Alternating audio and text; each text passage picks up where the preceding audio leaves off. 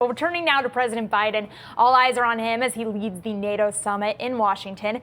Democrats are divided, though, about what the president should do next. Former House Speaker Nancy Pelosi this morning saying, quote, "It's up to the president to decide if he is going to run. We are all encouraging him to make that decision because time is running short." Notice she did not say which way on that decision. So joining us now with the latest on the campaign, we've got our very own Rick Newman. Rick, thank you so much for joining us here. Obviously, this is a really important week with NATO members in Washington. To what extent is some of the commentary around Biden's campaign like that from former Speaker Pelosi kind of clouding the ability of these NATO leaders to be able to get anything done here? It is certainly clouding what's going on with the NATO meeting. The NATO meeting is really important, mainly because of Russia's war in Ukraine and the need for NATO to demonstrate that it has the credibility and the power to stand up to Russian military advances in Eastern Europe. Biden, he has been the leader of that effort, and yesterday he got credit for making a forceful speech, pushing back on Russia and saying there's no chance they will win. And commentators pointed out that, wow, he got through a whole speech without fumbling any words. I mean, that's not the way you want your speech to land when you're talking about stuff like this. So, Biden, in a way, he kind of seems like a lame duck president almost, which would be a president who is on his way out and is, in the last couple of months of his presidency. Now, Biden, of course, says, no, that's not the case at all. So listen to the tone of what Nancy Pelosi said there.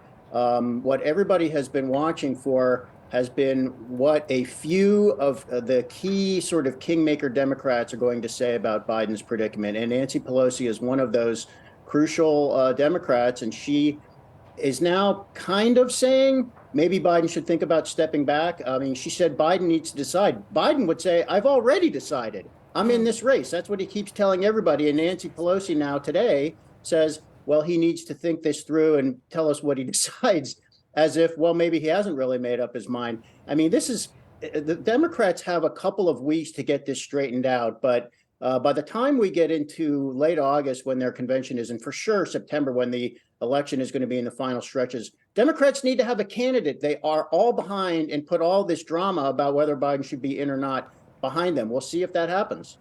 All right, and Rick, well, we've been asking guests all week about the possibility of President Biden stepping aside in the race. Our executive editor, Brian Sozzi, spoke with Bradley Tusk. He's Tusk Ventures founder and CEO, and asked him about the possibility of President Biden withdrawing from the presidential race. I wanted to play this clip and then get your reaction on the other side. I would tell him to step down, or he doesn't have to withdraw. Actually, the best thing he could do if he said to me, it's really important that if it's not me, it be Harris, then you should actually resign and let her be president and have that peak and purview. Assuming he doesn't really care about that, the next best thing would be for him to withdraw from the race. He can endorse her, or he can say, we're going to have an open convention. Either way, he doesn't have the power to pick the successor either way. And to me, the one caveat or carrot you could offer him is look, now you can pardon Hunter. So because the odds of him now winning this election feel very, very low. Rick, I'm curious just on your thoughts there of what we just heard from Tusk, and then also just the talk here that Vice President Harris would likely be the Democratic nominee if President Biden were to step aside. Well, I mean, everybody has an opinion on this, and it's not just should Biden stay in the race or should he not stay in the race. There are many permutations here. Should Biden resign as president? I think the answer to that is no, he shouldn't. But should he resign as a candidate? A lot of people think he should. And if he does resign, then what happens? Does he sort of anoint Kamala Harris the vice president, or does he endorse anybody, or how do they actually figure out who the candidate is? There's a lot going on here. I mean, Brad Tusk has insights. His insights are interesting because he helped run Mike Bloomberg's campaigns when Mike Bloomberg was a Republican and then an independent mayor of New York City. And he also worked in the Senate on the Democratic side. So he has insights into this. But there's just a whole range of possibilities.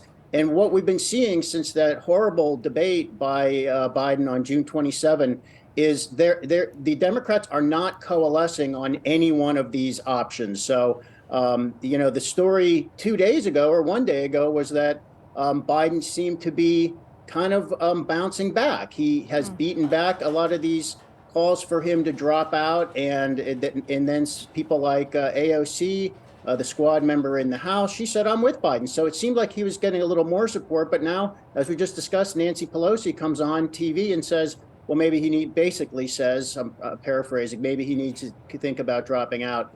So there's just no consensus forming among Democrats, and people giving their opinion is not leading anywhere. It's just leading to like a squall of multifarious opinions blowing in every direction.